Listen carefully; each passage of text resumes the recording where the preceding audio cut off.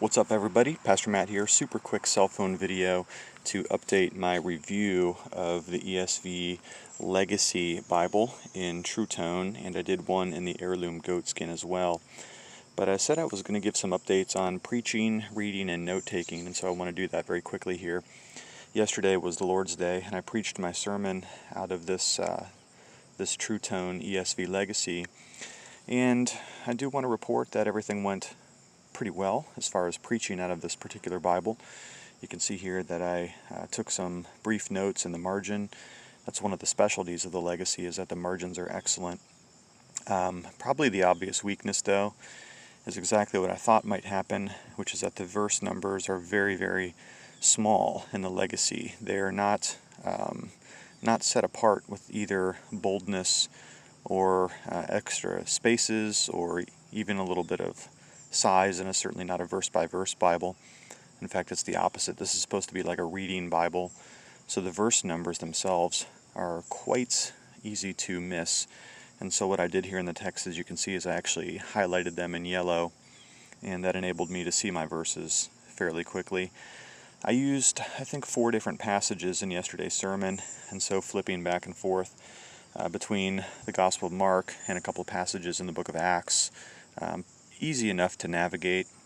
I will say that my eye isn't quite used to a single column format. I'm used to more of a double column format, so a couple times I did turn to another reference and it just looked like a wall of text that hit me, and it freaked me out for just a second. Part of the reason is because these section headings here are off in the margin. So when you're looking for a text, you just see this massive wall of words there, and sometimes it's hard to orient yourself very quickly, whereas I'm used to single or double columns, and I have both the left and the right, the up and the down.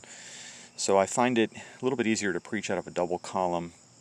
But other than that, my experience in using the Legacy as a preaching Bible was, I think, a success. Now, one thing I will critique as far as any continued use of this book as a preaching Bible, it's going to be a problem, is if I can see this here, one of the things you're going to notice, look at verses 1, and, well, it's mostly in verse 1. You have the verse numbers almost about the same size and definition as the footnote number. So you can see in verse 1, there's 1, 2, 3 footnotes right there in the first verse. Now, it's not a problem in this verse because I know that's just verse 1. But imagine coming along to a place where the footnote looks a lot like the verse number, because they're not much different.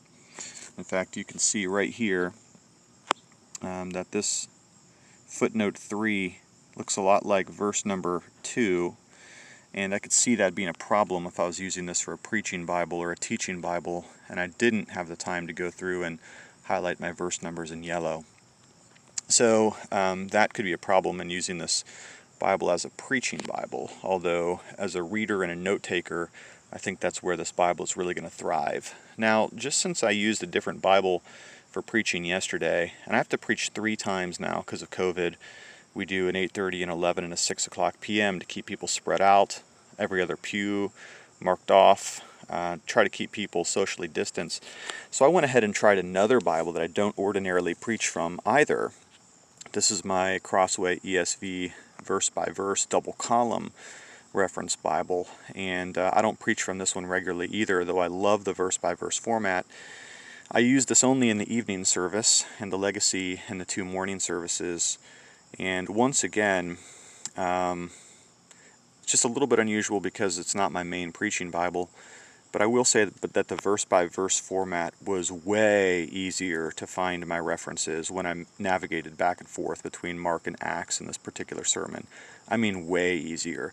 These verse numbers here in the verse-by-verse are so easy to find that something like this is absolutely ideal for preaching, and it almost tempted me to use this Bible as my main preaching Bible.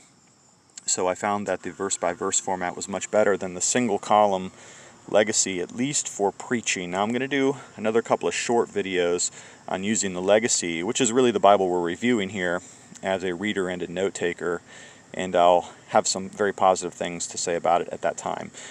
As I close out this short cell phone video, there will be links in the description if you'd like to grab either one of these on Amazon. And again, thanks to Crossway for providing the Legacy for my honest and objective review. That's all for today. Thanks for checking in. Love you lots. Talk to you later.